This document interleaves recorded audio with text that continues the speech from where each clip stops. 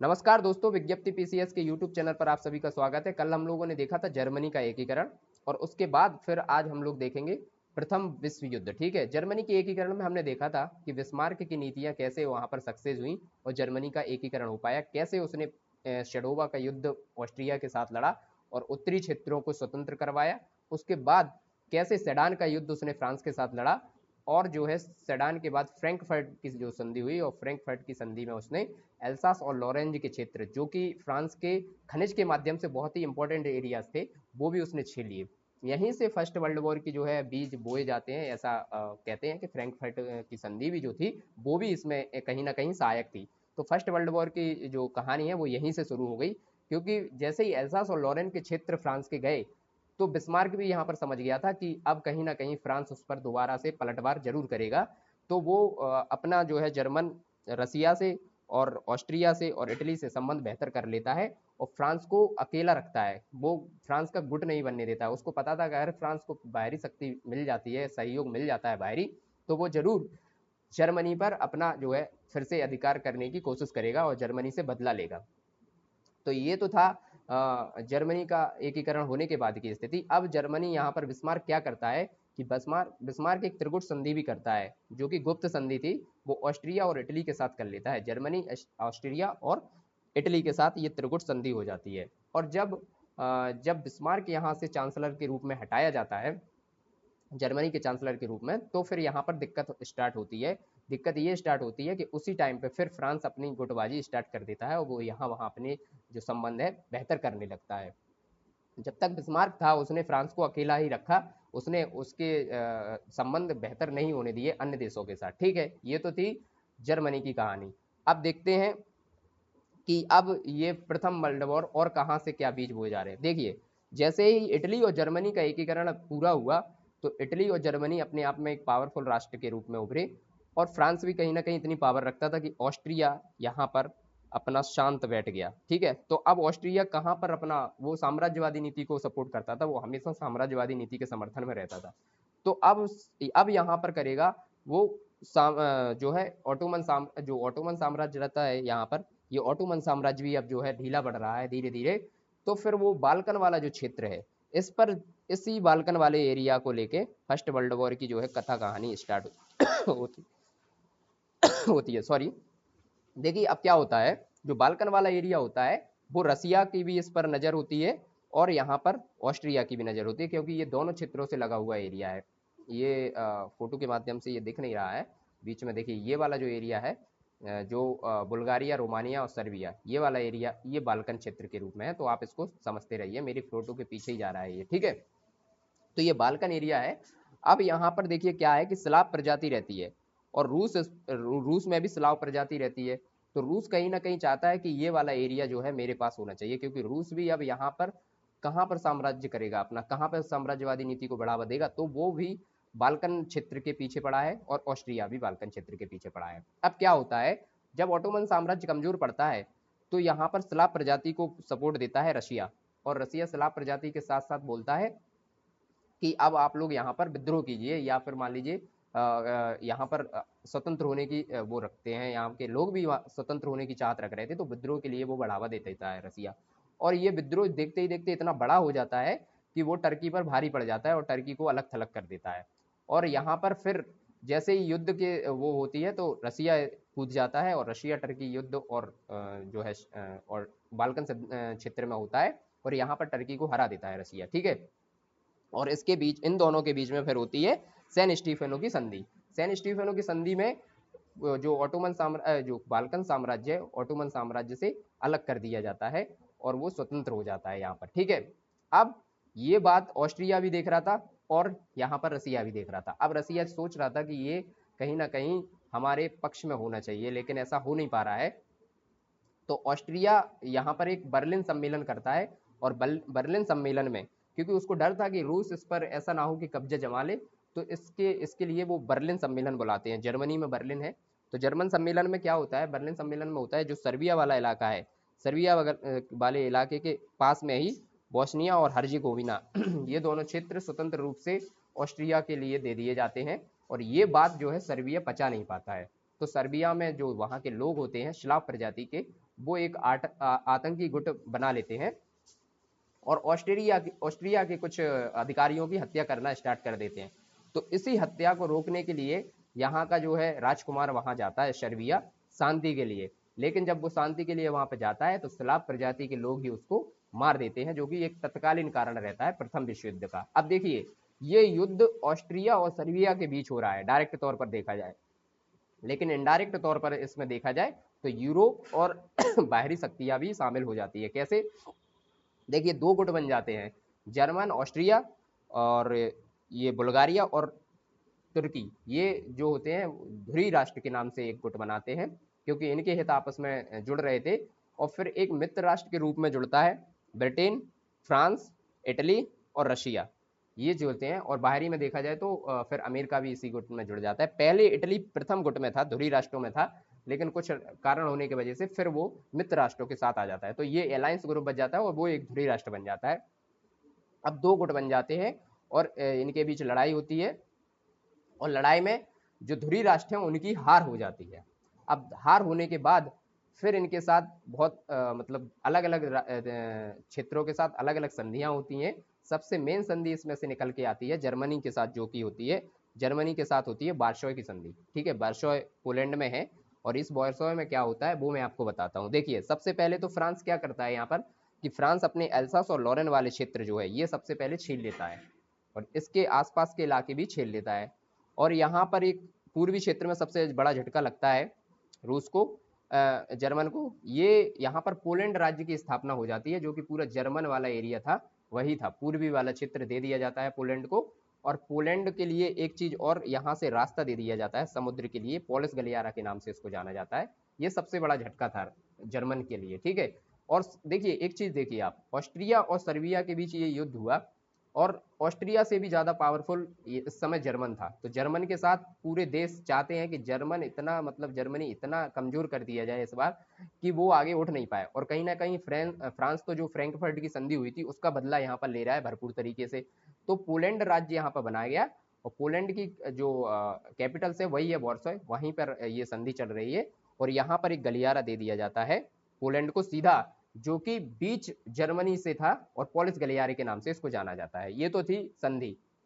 दूसरी बात, सैनिक संधि में क्या होता है कि सैनिक, अब इसको 1 लाख से ज्यादा सेना रखने की जो है उम्मीद, वो कह दिया जाता है कि इससे ज्यादा आप सेना नहीं रख सकते। अब देखिए एक बात बताइए, जर्मनी इतना पावरफुल स्टेट है, उसके पास इतनी इतनी बड़ी सेना थी, लेकिन अब उसको सारे मित्र राष्ट्रों ने बोल दिया है संधि के माध्यम से कि अब आप 1 लाख से ज्यादा सेना नहीं रख पाओगे। तो अब 1 लाख में 1 लाख सेना का मतलब क्या होता है, वो तो ये हो गया कि सेना है ही नहीं। दूसरी बात, ये जो राइनलैंड वाला इलाका था जो कि फ्रांस के आसपास लगा हुआ था, इससे 31 किलोमीटर तक कोई भी सेना की कोई भी कार्रवाई नहीं होगी, ना आसपास वहां पर सेना जाएगी, ऐसा संधि में रखा गया। उसकी नौसेना सब समाप्त कर दी गई, और जहाजों पर पूरे पे कब्जा कर लिया गया। तो कुल मिला के जर्मनी के लिए ये वर्साई की संधि बहुत ही खतरनाक हुई। इसको अभी हम लोग डिटेल्स में देखेंगे, एक तो कहानी के तौर पे, और ऑस्ट्रिया के बीच अलग संधि हुई, और बुल्गारिया से अलग संधि हुई, और टर्की से अलग संधि हुई। तो ये था एक रोड मैप। बीच में ही देखिए जब ये युद्ध चल रहा था तो रशिया में भी वहां पर चीजें बिगड़ जाती हैं, तो रशिया अलग हो जाता है। लेकिन फिर रशिया जैसे ही अलग होता है उसी समय जर्मनी जो है एक जहाज को, जो है अमेरिकी जहाज होता है, उसको डुबो देता है। तो उस समय अमेरिका इसका बदला लेने के लिए जर्मनी के विरोध में आ जाता है, और वो भी मित्र राष्ट्रों के साथ आके मिल जाता है, और मित्र राष्ट्र जो कमजोर पड़ रहे थे यहाँ पर जर्मनी के सामने, और उनकी पावर बढ़ा देता है, क्योंकि रसिया अलग हो गया था बीच में। ठीक है, तो ये सब थी कहानी। अब देखते हैं पॉइंट बाय पॉइंट कि कैसे क्या हुआ प्रथम वर्ल्ड वॉर में। देखिए, फ्रैंकफर्ट की संधि हम लोगों ने देख ही ली है, सेडान का युद्ध हुआ जो कि जर्मनी और फ्रांस के बीच हुआ था। यहीं से एल्सास और लॉरेन के क्षेत्र जर्मनी ने ले लिए थे फ्रांस के, ये हम पॉइंट देख चुके हैं। ठीक है, फिर क्या था इसमें, यूरोप में सैन्य गुटों का निर्माण हुआ। कौन कौन? जर्मनी और ऑस्ट्रिया दोनों सैन्य गुट बने, और सर्बिया के साथ रूस और सर्बिया क्यों क्यों एक गुट में आए?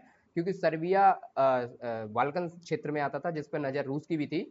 और दूसरी बात, जहां पे जो सलाब जाति थी, वो सलाब जाति रूस में भी थी। ठीक है, ये चीजें हमने देखी। फिर बाल्कन समस्या जो थी, वो वहां पर साम्राज्यवाद का प्रसार करना था। किसको करना था? स्प्रीड और एम्पेरियलिज्म किसको करना था? ये करना था ऑस्ट्रिया को और रसिया को, दोनों को। देखिए, औद्योगिक क्रांति का भी यहाँ पर असर देखा गया। ये हम लोग क्या देख रहे हैं, कारण देख रहे हैं। कारण में पहला पॉइंट हम डाल देंगे, अगर कारण पूछ लिए गए तो मेंस में हम लोग कैसे पॉइंट डालेंगे, सबसे पहले फ्रैंकफर्ट की संधि डालेंगे, उसके बाद बाल्कन समस्या डाल देंगे, बाल्कन समस्या में डाल देंगे ऑस्ट्रिया और रूस के जो हित हैं वो टकरा रहे हैं आपस में। औद्योगिक क्रांति, देखिए औद्योगिक क्रांति जब हुई थी तो मेनली तो ये इंग्लैंड में ही हुई थी, लेकिन जर्मनी में भी इसके वो देखे थे, तो जर्मनी और जो इंग्लैंड है ये दोनों व्यापार करने एक ही जगह जाएंगे, तो इस माध्यम से उनमें टकराहट होगी, तो ये भी एक पॉइंट कहीं ना कहीं वो प्रथम वर्ल्ड वार के कारण में देखा जा सकता है। फिर चौथा पॉइंट क्या है, समाजवादी आंदोलन के खतरे के कारण। समाजवादी आंदोलन के खतरे के कारण यहाँ पर आक्रामक विदेश नीति हर देश अपनी स्टार्ट करेगा, तो ये भी चौथा कारण रहा। पांचवा था बौद्धिक चिंतनों का प्रभाव। देखिए बौद्धिक चिंतनों में जैसे कि हीगल आए देवीय राज्य के पक्ष में और डार्विन आए विकासवाद की, मतलब एवेल्युएशनिज्म के पक्ष में और डिवाइन स्टेट के पक्ष में हीगल आए, ठीक है, तो ये भी पॉइंट वहां पर देखे जा सकते हैं। फिर छठवां पॉइंट है कूटनीतिक विफलता भी। कूटनीतिक विफलता में क्या रहेगा, बड़े से बड़ी समस्या का समाधान। 1878 में बर्लिन कांग्रेस, देखिए बर्लिन सम्मेलन जब हुआ था तो बर्लिन सम्मेलन में क्या हुआ था, हम लोगों ने देख लिया है कि जो बर्लिन सम्मेलन में यहाँ पर जो सार्डिनिया के साइड में दो जगह थी, बोस्निया और हर्जेगोविना, ये क्षेत्र दोनों किसको दे दिए गए थे, ऑस्ट्रिया को। ऑस्ट्रिया को ये क्षेत्र दिए गए, तो फिर सार्डिनिया में ये प्रॉब्लम्स क्रिएट हुई और यहाँ पर लोगों में आतंकी गुट बनी। आतंकी गुट के माध्यम से वहाँ के ऑस्ट्रिया के अधिकारियों को मारा गया था, और ऑस्ट्रिया के अधिकारियों को ज़्यादा स्तर पर मारे जाने के लिए उसी समझौते के लिए जो है वहाँ का राजकुमार गया था सर्बिया, और उसको जो है मार दिया गया, ठीक है। अब देखिए तत्कालीन कारण क्या था, तत्कालीन कारण यही था कि सेरेजोव हत्याकांड। सेरेजोव कौन था, ऑस्ट्रिया का राजकुमार था, और फर्डिनेंड की हत्या यहीं पर कर दी गई। ऑस्ट्रिया राजकुमार जो फर्डिनेंड था उसकी हत्या कर दी गई सर्बिया में, और इस हत्या को करने के बाद ऑस्ट्रिया अपने आप को नहीं रोक पाया और ऑस्ट्रिया सर्बिया पर आक्रमण कर देता है, और इसी आक्रमण के दौरान जो यूरोपीय देशों के गुट बने थे वो आपस में किसी न किसी से तरीके से लड़ जाते हैं। अब देखिए कौन कौन से गुट थे, तो दो गुट थे, एक धुरी राष्ट्र और मित्र राष्ट्र, हम लोगों ने देख लिए हैं। धुरी राष्ट्र में कौन कौन थे, ऑस्ट्रिया, जर्मनी, बुल्गारिया, ऑटोमन साम्राज्य, ये था पूरा धुरी राष्ट्र में। और मित्र राष्ट्र में कौन कौन से थे, तो रूस, फ्रांस, ब्रिटेन और इटली, अमेरिका, जापान भी इसमें शामिल था मित्र राष्ट्रों में, ठीक है, अलायंस जो बने हुए थे उसमें शामिल था। तो इन सब के बीच आपसी लड़ाई हो जाती है, और इसमें धुरी राष्ट्रों की हार होती है बुरी तरीके से, ठीक है। और इसी के बाद फिर हम लोगों ने देखा है कि फिर वार्शो की संधि हुई। तो देखिए फिर क्वेश्चन आता है कि क्या प्रथम विश्व युद्ध टाला जा सकता था, तो कैसे टाला जा सकता था। देखिए मतलब यहाँ पर सीधा लिख लीजिए आप कि नो, ये नहीं टाला जा सकता था। क्यों नहीं टाला जा सकता, देखिए अपने अपने हित थे सबके। जर्मनी का क्या था, ये बाजार का विस्तार कर रहा था, देखिए एकीकरण तो हो चुका था, अब वो अपने लिए मार्केट ढूंढ रहा था, तो मार्केट का विस्तार वो कर रहा था अपने लिए, ठीक है। और ब्रिटेन का क्या था, वो अपनी शक्ति संतुलन में लगा था, बैलेंस ऑफ पावर कर रहा था वो, ठीक है। वहीं फ्रांस अपना क्या कर रहा था, फ्रांस के एल्सास और लॉरेन क्षेत्र फ्रैंकफर्ट की संधि में छीन लिए गए थे जर्मनी के द्वारा, तो वो खोई हुई लॉस्ट अपनी प्रतिष्ठा, जो खोई हुई प्रतिष्ठा थी उसको वापस करना चाह रहा था, ठीक है। और रूस क्या कर रहा था, बाल्कन क्षेत्र में, सेम ऑस्ट्रिया भी क्या था, बाल्कन क्षेत्र में, ये साम्राज्यवादी नीति को दोनों बढ़ावा दे रहे थे, तो ये साम्राज्यवादी हिस्सों से टकरा रहे थे। और इटली में क्या था, वो एड्रियाटिक सागर में अपना एकीकरण कर रहा था, ठीक है। तो ये सब के अपने अपने हित इसमें जुड़े हुए थे, तो ये कहीं ना कहीं बहुत ज्यादा मतलब कह सकते हैं कि इन हितों के लिए इतने वो हो गए थे कि रुक नहीं सकते थे। तो प्रथम युद्ध विश्व युद्ध जहां भी क्वेश्चन आएगा तो आप पहले ही अपने दिमाग में बना लीजिए, ये चार पांच देशों के अपने अपने पॉइंट याद कर लीजिए, वो याद हो ही गए होंगे क्या चीजें, तो ये इसको टाला नहीं जा सकता। अब देखिए अब हम लोग देखते हैं इसके इफेक्ट क्या थे, राजनीतिक। तो राजनीतिक क्या हुए, जर्मनी में होहेन-जोलेन वंश को फिर से बसा दिया गया वहां पर कमजोर करके, और इस वंश को बसा दिया गया। ऑस्ट्रिया में हैम्सबर्ग वंश को बसा दिया गया, ये इनके पतन के आगे कारण बने, ठीक है। अब आर्थिक में क्या हुआ, आर्थिक पॉइंट में हम लोग क्या लिखेंगे, ये जो इफेक्ट है इनमें देख रहे हैं, इफेक्ट में राजनीतिक, आर्थिक, सामाजिक और सांस्कृतिक, ये चारों पॉइंट हम लोग देखेंगे। तो आर्थिक में क्या हुआ, मांग कम होगी, जब वर्ल्ड वॉर हो गया तो मांग तो कम हो जाएगी क्योंकि डिमांड कम हो गई, लोग इतने मतलब इतने स्तर पर मृत्यु हुई थी लोगों की, और आर्थिक मंदी जैसी एक वो आ गई है, तो मांग कहाँ बढ़ेगी ऐसे में। आर्थिक मंदी अगर जब भी चलेगी तो अर्थव्यवस्था को भी झटका लगता है, इस समय पे अर्थव्यवस्था भी गिरती है और आर्थिक मंदी के भी चांस रहते हैं। तो इसी पर 1929 और 30 की आर्थिक मंदी, वैश्विक आर्थिक मंदी देखी गई थी, ठीक है। अब सामाजिक स्तर पर देखें तो सामाजिक स्तर पर हम लोग सोशल पॉइंट्स क्या लिखेंगे, परिवार व्यवस्था कमजोर पड़ने लगी। देखिए क्या हुआ, जब युद्ध के लिए बड़े स्तर पर लोग चले गए तो परिवार व्यवस्था कहीं ना कहीं टूटने लगी, और महिलाओं पर तहरा दबाव हुआ। कैसा दबाव हुआ, सबसे पहले तो जितने लोग घायल और मतलब होकर आ रहे थे, इंजर्ड होकर, तो अस्पतालों में बहुत ज़्यादा भीड़ हुई और अस्पतालों में महिलाओं ने अपनी भूमिका बढ़ चढ़ के बनाई। दूसरा, उन पे बच्चों का दबाव था ही और गृहस्थी का भी दबाव था, तो महिलाओं पे एक और दबाव बढ़ गया, हॉस्पिटल का दबाव और बढ़ गया इसके बाद। ठीक है, तो महिलाएं बहुत ज़्यादा बिजी हो गई और वहां से देखा जाए तो महिलाओं को कहीं ना कहीं महिलाएं यूरोप की आगे भी बढ़ी। ठीक है, अब कल्चरल प्रभाव इस पर क्या बता कि तर्कवाद की जगह संदेहवाद का उदय हुआ। बुद्धिजीवियों का दावा था कि यूरोपीय समस्या चरम पर है। इस समय जो भी बुद्धिजीवी कहते थे उनका अपना कहना था कि इससे पहले ना तो ऐसी कोई दिक्कत हुई है, ना ऐसी कभी व्यवस्था चरमराई है और न चरमराएगी। और फांसीवाद को इसमें फायदा होगा। वो जब हम लोग फांसीवाद को पढ़ेंगे आगे पर, तो फैसिज्म जब पढ़ेंगे तब उस चीज को समझ लेंगे। अब देखिए, ये युद्ध हो गया, इसके इफेक्ट हम लोगों ने देख लिए। अब पेरिस शांति सम्मेलन में क्या हुआ वो हम लोग देखते हैं। पेरिस शांति क्वेश्चन आता है सबसे पहले कि वियना कांग्रेस और बर्लिन कांग्रेस से कैसे ये अलग था। देखिए, वियना कांग्रेस और बर्लिन कांग्रेस दोनों ही, वियना कांग्रेस जब हुई थी तो ये ऑस्ट्रिया मेटरनिख जब पावर में था, ऑस्ट्रिया में हुई थी, तो इसमें यूरोपीय हेड थी। ठीक है, और बर्लिन कांग्रेस अभी जो हमने देखा सर्बिया के बीच हुई है और ऑस्ट्रिया के बीच, तो इसमें भी यूरोपीय कंट्री ही शामिल है। लेकिन इसमें देखिए, अब पेरिस शांति सम्मेलन में क्या हुआ। पेरिस शांति सम्मेलन में 27 देशों ने भाग लिया था, जिसमें से 27 यूरोप से बाहर के प्रतिनिधि थे। ठीक है, इस तो यहाँ पर देख लेते हैं कि यहाँ पर यूरोपीय अकेले नहीं थे, बाहरी भी थे। वुडरो विल्सन जो अमेरिका का कह सकते हैं पावरफुल था, ये था इसमें हेड, ना कि यूरोपीय थे। ठीक है, और निर्वाचित प्रतिनिधि जो थे, यहाँ पर सम्राट भाग नहीं लिए थे, निर्वाचित प्रतिनिधि भाग लिए थे, और अल्पकालिक युद्ध विराम इसमें हुआ था। ये शॉर्ट टर्म, क्योंकि ऐसे भी ऐसी वर्साई की संधि जो थी वो इतनी मतलब कह सकते हैं कि थोपी गई संधि थी कि वो एक अल्पकालिक युद्ध विराम ही था, उससे आगे वो नहीं हो सकता था। ठीक है, अब उद्देश्य इसके क्या थे। उद्देश्य में देखिए, मुआवजा, अल्पसंख्यक समूह लोगों को आत्मनिर्णय का अधिकार देना था, उपनिवेशों का भविष्य देखना था, और अंतरराष्ट्रीय संस्था व्यवस्था। तो इसी में देखे थे ILO और ICG जैसे भी निर्माण। अब मुआवजे में क्या था, देखिए जर्मनी में जब हुआ तो बरसाई की संधि इससे हुई, और बरसाई की संधि में पूरा मुआवजा इससे लिया गया वापस। ठीक है, जितना भी खर्चा हुआ वो थोप दिया गया उस पर, और जर्मनी में सेनाएं भी जो है ना अलग अलग क्षेत्रों में रख दी गई, और कहीं पर जर्मनी को सेना रखने की मतलब खुली छूट नहीं दी गई, और अपनी सेनाएं मित्र राष्ट्रों ने वहां पर रख दी, और उसका जो वहन होगा मतलब कह सकते जो भी खर्चा होगा वो जर्मनी पर थोप दिया गया। ऑस्ट्रिया से हुई सेंट जर्मन की संधि। ऑस्ट्रिया के भी कुछ क्षेत्र इटली को दे दिए गए, और कुछ क्षेत्र बाल्कन क्षेत्र के माध्यम से सर्बिया और रूस को दे दिए गए, और ऑस्ट्रिया को भी यहाँ पर कमजोर किया गया। और टर्की से हुई शेब्रे की संधि। तो ये संधि, बरसाई की संधि और सेंट जर्मन की संधि पढ़ के बाकी और जो संधि हुई जिन जिन देशों से, उन संधियों की लिस्ट बना लेना आप और लिख लेना। वैसे तो ये 3 संधि इंपॉर्टेंट है। ठीक है, अब बरसाई की संधि की सीमाएं क्या थी। वुडरो विल्सन ने एक 14 सूत्रीय कार्यक्रम यहाँ पर लागू किया था, और व्यवहार में उसका उल्लंघन किया, और कूटनीतिक औपचारिकता का पालन नहीं किया। ठीक है, बरसाई की संधि के माध्यम से कठोर शर्तें लागू की। देखिए क्या क्या किया उस पर। 13% भूभाग से वंचित कर दिया उसको। बताया ना, उसमें जो पूर्वी एरिया था, पोलैंड वाला एरिया, पोलैंड जो पूर्वी एरिया था पूरा पोलैंड बना दिया गया उसमें, और बीच में से एक पोलिस गलियारा भी दे दिया गया। राइनलैंड वाला इलाका भी कुछ ले लिया गया, अल्सास और लॉरेन वाले क्षेत्र भी ले लिए गए। तो यहाँ पर 13% भूभाग जर्मनी से ले लिया गया।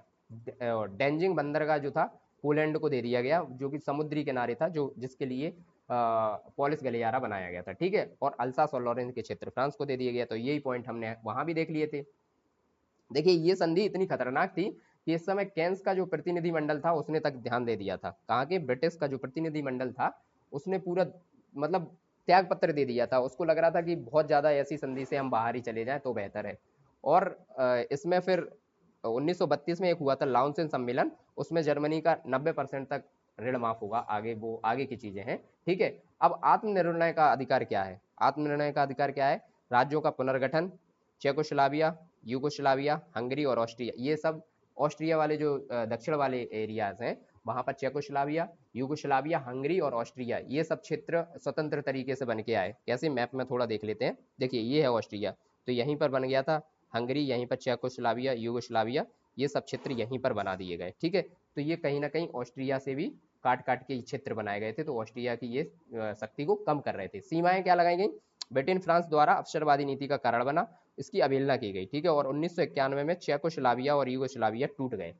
वो मतलब वहां से ऑस्ट्रिया से टूट गए, जो कि हमने अभी देखा है। ठीक है, उपनिवेशवाद का भविष्य यहाँ से देखिए क्या हुआ। उपनिवेशवाद के ये भविष्य में क्या हुआ, युद्ध, मानव स्वतंत्रता, प्रजातांत्रिक मूल्यों की रक्षा के लिए लड़ा गया। अब ये देखा जाए तो इसमें हित अपने अपने देखे जा रहे हैं, तो मानव स्वतंत्रता और प्रजातांत्रिक मूल्यों की रक्षा के लिए लड़ा गया, ऐसा कुछ था नहीं, ये सिर्फ कहा गया कि मानव स्वतंत्रता और प्रजातांत्रिक मूल्यों के लिए लड़ा गया। अगर समझा जाए तो भारत में रॉलेट एक्ट क्या, कहाँ पे उसमें मानव स्वतंत्रता और प्रजातांत्रिक मूल्य देखे गए। चीन में शांतुंग क्षेत्र था, वो भी जापान को दे दिया गया था, तो उसमें कहाँ पर ये सब थे। तो ये सब फालतू चीजें थी, ठीक है। और 14 सूत्री कार्यक्रम जो है उपनिवेशवाद पर ये लागू नहीं होंगे, मेंटेड प्रणाली यहाँ पर आई, वो सब चीजें हुई, ठीक है। और अरब क्षेत्र में क्या हुआ, मित्र राष्ट्रों द्वारा 3 गुप्त संधियां की गई। हुसैन महान समझौता किया गया, राइट्स पिकार्ड समझौता किया, और बालकोर घोषणा की गई। ये एक एक पॉइंट में याद कर लीजिए। जो हुसैन महान समझौता था वो तुर्की के विरुद्ध किया गया था और स्वतंत्र अरब क्षेत्रों के आश्वासन के लिए, ठीक है। और साइट्स पिकार्ड्स एरिया क्या था, ये भी ब्रिटेन और फ्रांस के आपस, ये ब्रिटेन और फ्रांस ने जो अरब क्षेत्र थे उनको आपस में बांट लिया था, क्योंकि ब्रिटेन और फ्रांस तो मित्र राष्ट्र यही जीते थे, तो इसको कहा था साइट्स पिकॉक समझौता। और बालकोर घोषणा क्या था, ये यहूदियों के लिए पृथक राष्ट्र बना दिया गया था एक, तो ये था बालकोर। तो ये थी। अब अंतरराष्ट्रीय संस्थाएं इसमें क्या इनके थे, तो देखिए लीग ऑफ नेशंस यहाँ पर बनेगा और ILO की स्थापना यहाँ पर होगी, ठीक है। ये पॉइंट हमको डालने हैं। और उपलब्धियां, अगर अचीवमेंट पूछे जाए तो क्या रहा, पराजित राष्ट्रों को भूभाग का संरक्षण दिया गया। जो पराजित राष्ट्र थे वो भूभाग का संरक्षण उनका ये करेंगे। छोटे राष्ट्रों के विवादों का निपटान किया गया। छोटे छोटे जो राष्ट्र थे जैसे सर्बिया, यहाँ पे चेकोस्लाविया, यूगोस्लाविया, ये सारे निपटान अब कहाँ पे किएंगे, मित्र राष्ट्र करेंगे। मानवीय कार्य और दास व्यापार का उन्मूलन कर दिया गया यहाँ पर पूरी तरीके से। ये तो हो गए हमारे उपलब्धियों के पॉइंट्स। और ये इससे पहले हम लोगों ने देख लिए थे पूरे कौन से पॉइंट्स, उद्देश्य देख लिए और पेरिस शांति सम्मेलन देख लिए। अब इसी में देखिए, अब आप क्या देखना है हमें एक पॉइंट आएगा कि सीमाएं इसकी क्या थी, पेरिस शांति सम्मेलन में सीमाएं क्या थी। तो दृष्टिकोण से टकराव हुआ, कौन कौन से दृष्टिकोण में टकराव हुआ, ब्रिटिश और फ्रांस में। ब्रिटिश और अमेरिका जो था वो प्रजातांत्रिक को बढ़ावा देते थे हमेशा, और फ्रांस यहाँ पर क्या चाह रहा था, अभी भी वो सैनिक शक्ति को बढ़ावा दे रहा था, क्योंकि अभी उसका मन थोड़ी भरा है, वो तो एल्सास और लॉरेन वाले क्षेत्र को अपना वापस लिया है, और अब उसकी उम्मीदें बढ़ गई हैं कि अभी वो और भी यहाँ पर जर्मनी से क्षेत्र छीनेगा, तो वो सैनिक शक्ति को अभी भी बढ़ावा दे रहा है। और ब्रिटिश और अमेरिका यहाँ पर प्रजातांत्रिक मांग को बढ़ावा दे रहे हैं, ठीक है। आगे आगे ये USA इसको सहयोग नहीं करेगा, इन राष्ट्रों को, वो हम जब द्वितीय विश्व युद्ध होगा उसमें देख लेंगे पूरी सी चीजें। आरंभ में जर्मनी व ऑस्ट्रेलिया के सदस्य इसमें देखिए, जब जो पेरिस शांति सम्मेलन हुआ तो इसमें ऑस्ट्रिया और जर्मनी को बुलाया ही नहीं गया, उसमें बिठाया ही नहीं गया, और ये समझौते हो गए। तो फिर देखा जाए तो ये तो कहीं ना कहीं एक घिनौनी हरकत थी, कह सकते हैं घिनौनी थी या थोपी हुई हरकत थी। तो ये वर्साय की संधि जो थोपी गई उसमें पेरिस शांति सम्मेलन में जर्मनी और ऑस्ट्रिया दोनों को नहीं बुलाया गया, क्योंकि वो अपना पॉइंट्स रखते तो उनको पॉइंट्स रखने का मौका ही नहीं दिया गया। और जर्मनी ने इसका विरोध किया था भी थोड़ा, तो ब्रिटेन ने उसको दोबारा चुनौती दे दी थी कि दोबारा आपको युद्ध करना पड़ेगा, तो वो इस चीज़ों से साइड हो गया था। और सर्वसहमति से ये निर्णय लिया गया, और केवल सैद्धांतिक रूप से इसको माना गया, व्यवहारिक रूप से नहीं माना गया। देखिए, अगर पूछा जाए कि इसको सैद्धांतिक रूप से माना गया, व्यवहारिक रूप से क्यों नहीं माना गया, तो ये 3 पॉइंट बहुत होंगे इसके लिए। भविष्य में जर्मनी के उभार को रोकना था, नंबर 1 पॉइंट ये था। गुप्त संधियां करके इसके कमजोर करना था, और रूसी साम्यवाद को रोकना था, नहीं तो रूसी साम्यवाद बन जाता। तो ये कह सकते हैं कि सैद्धांतिक था लेकिन व्यवहारिक नहीं था, ठीक है। ये था वर्ल्ड वॉर। अब वर्ल्ड वॉर थोड़ा बहुत तो समझ में आ ही होगा, थोड़ा बहुत जब हम लोग फिर अब आगे बढ़ेंगे तो और चीज़ें बढ़ेंगी। बाकी मैप के माध्यम से आप लोग कोशिश करना कि एक यूरोप का मैप लेना खाली, और ये जितने भी क्षेत्र आ रहे हैं, जितनी भी संधियां हो रही हैं और जितने भी युद्ध हो रहे हैं, इनको आप लोग लिखना, तो यहाँ से आपकी कहानी जो है समझ में आएगी। और देश मतलब मैप ये आप एटलस अगर रखे हो तो एटलस में जरूर देख लेना, यूरोप की जितनी भी कंट्री है उनको भी देख लेना, ठीक है दोस्तों। तो अभी आज की क्लास को यहीं पर रुकते हैं, कल आगे की क्लास में और पॉइंट्सों को समझेंगे, ठीक है। धन्यवाद।